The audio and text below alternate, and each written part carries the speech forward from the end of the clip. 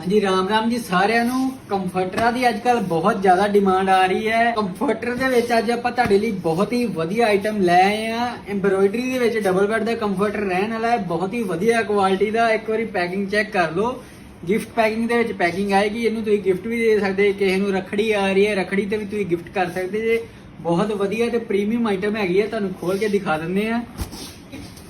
Embroidery ਦੇ ਵਿੱਚ comforter ਰਹਿਣ ਵਾਲਾ ਹੈ, ਬੜੀ ਵਧੀਆ ਕੁਆਲਿਟੀ ਦਾ ਕੰਫਰਟਰ ਹੈਗਾ ਹੈ। ਪ੍ਰੋਪਰ ਐਮਬ੍ਰੋਇਡਰੀ ਇਹਦੀ ਚੈੱਕ ਕਰ ਲਓ, ਬੜੀ ਵਧੀਆ ਤਰੀਕੇ ਦੀ ਐਮਬ੍ਰੋਇਡਰੀ ਹੈ। ਇੱਕਦਮ ਸਫਾਈ ਦੇ ਵਿੱਚ ਐਮਬ੍ਰੋਇਡਰੀ ਹੈਗੀ ਹੈ। ਡਬਲ ਸਾਈਡ ਇਹਨੂੰ ਲੈ ਸਕਦੇ। ਇੱਕ ਬੜੀ ਹੀ ਵਧੀਆ ਤੇ ਲਗਜ਼ਰੀ ਆਈਟਮ ਹੈਗੀ ਹੈ। ਚੈੱਕ ਕਰ ਲਓ ਜੀ, ਐਮਬ੍ਰੋਇਡਰੀ ਤੁਸੀਂ ਚੈੱਕ ਕਰ ਸਕਦੇ। ਕਿੰਗ ਸਾਈਜ਼ ਦਾ ਕੰਫਰਟਰ ਰਹਿਣ ਵਾਲਾ ਹੈ ਡਬਲ ਬੈੱਡ ਦੇ ਵਿੱਚ। ਤੇ ਕਲਰ ਕੰਬੀਨੇਸ਼ਨ ਇਹਦੇ ਤੁਹਾਨੂੰ ਅਲੱਗ-ਅਲੱਗ ਮਿਲ ਜੂਗੇ। ਵਰਲਡ ਵਾਈਡ ਸ਼ਿਪਿੰਗ ਆਪਾਂ ਕਰ ਦਈਦੀ ਆ, ਜਿੱਥੇ ਕਹੋਗੇ ਭੇਜ ਦਾਂਗੇ। ਇਹਨੂੰ ਲੈਣ ਲਈ ਤੁਸੀਂ ਮੈਨੂੰ DM ਕਰ ਸਕਦੇ ਜੇ, ਮੈਨੂੰ ਕਾਲ ਕਰ ਸਕਦੇ ਜੇ।